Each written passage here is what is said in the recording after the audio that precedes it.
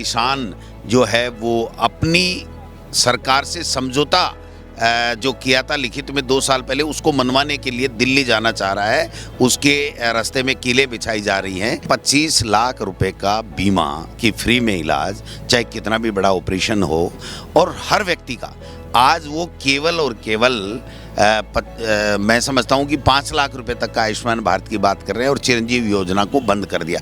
31 मार्च तक का पूरा पैसा जमा है इंश्योरेंस कंपनियों में, फिर भी बदनीयती से ये राजस्थान की बीजेपी की सरकार उसमें इलाज नहीं कर रही है।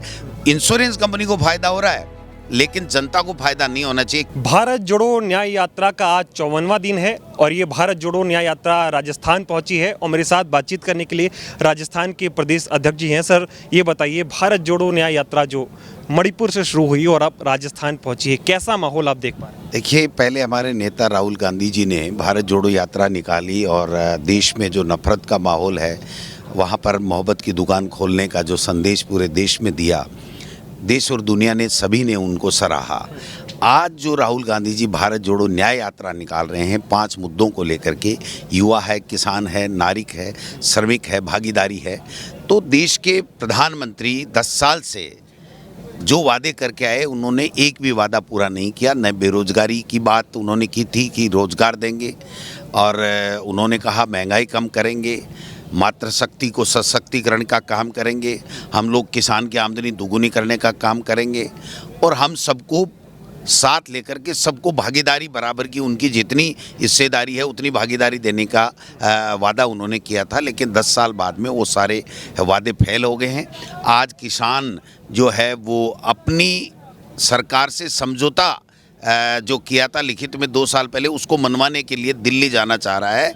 उसके रास्ते में कीलें बिछाई जा रही हैं और जिस प्रकार संवैधानिक संस्थाओं का दुरुपयोग किया जा रहा है, चाहे वो इलेक्ट्रल बॉन्ड के माध्यम से उन्होंने बड़ा घोटाला किया हो, चाहे दूसरे मामले हों, तो एक पे एक ऐसी बातें हैं, लेकिन देश में किसी को बोलने की आज़ादी नहीं है। लोकसभा में जब सांसद अपनी बात रखना चाहते हैं तो वहाँ से 150 सांसदों को निकाल दिया जाता है। राहुल गांधी जी जब उनके पूछते हैं कि ये 20,000 करोड़ रुपए अडानी जी की सेल कंपनी में किसका है, तो उसके ऊपर राहुल गांधी जी की सदस्यता ख़त्म कर दी जाती है।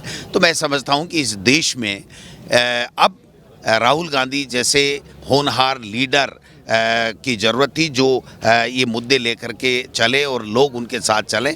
तो राहुल गांधी जी जब से चले हैं पूरे देश में एक हवा चेंज हुई है और मोदी जी एक्सपोज होने लगे हैं। उनकी जो 10 साल की सरकार है वो एक्सपोज हुई है कि आपने केवल जुमले दिए हैं, इस देश को जो आपने वादे किए थे वो नहीं दिए हैं। तो मैं समझता हूँ कि एक माहौल बन रहा है और 2024 में कांग्रेस पार्टी को भी इसको लाभ मिलेगा और संविधान भी बचेगा और लोकतंत्र भी बचेगा। अगर राजस्थान की बात करें तो राजस्थान में किस प्रकार का अन्याय हो रहा है?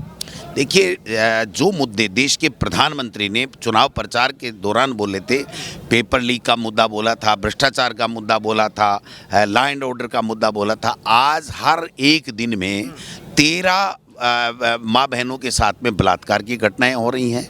आज पूरे 2 महीने 2.5 महीने के अंदर मैं समझता हूं कि 1000 के लगभग रेप के केसेज यहां पर हो गए हैं। जहां से मुख्यमंत्री हैं वहां भी रेप की घटनाएं 246 के लगभग उस भरतपुर रेंज में हो गई है।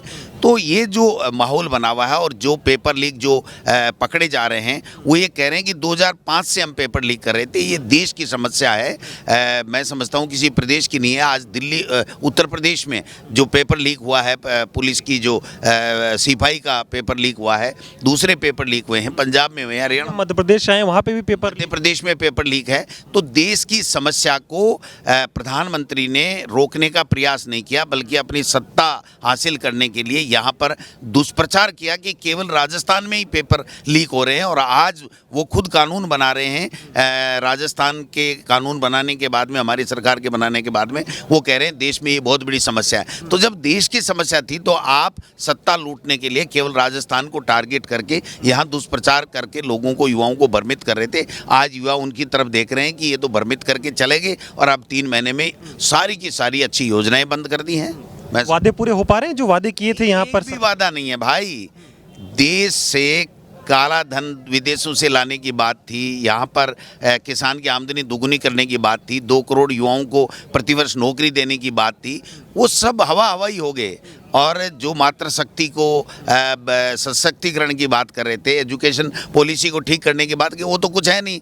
अब तो केवल हिंदू मुसलमान, कब्रिस्तान, शमशान और ज्ञानव्यापी और इस तरीके के मुद्दे, राम मंदिर जैसे मुद्दे ला करके, और वो मूल जो हमारे देश के लोगों की समस्याएं हैं, जो मुद्दे हैं, जो उनसे पूछना चाहते हैं कि आपने वादे किए थे उनका क्या हुआ, उनसे ध्यान भटकाने का काम कर रहे हैं, जो देश की जनता देख रही है और उनको 2024 में इसका सबक सिखाएगी। एक दो और सवाल रहेंगे मेरे आखिरी के। चिरंजीवी योजना जो ऐसी योजना थी जिससे कई लोगों का इलाज हुआ, कल्याण हुआ, मैं चुनाव के दौरान भी आया था, लोगों से बात की थी, लोग उस योजना से खुश थे। अब उसमें जिस तरह की कटौती हो रही है उससे लोगों में बहुत नाराजगी है। 25 लाख रुपए का बीमा की फ्री में इलाज, चाहे कितना भी बड़ा ऑपरेशन हो, और हर व्यक्ति का आज वो केवल और केवल मैं समझता हूँ कि 5 लाख रुपए तक का आयुष्मान भारत की बात कर रहे हैं, और चिरंजीवी योजना को बंद कर दिया।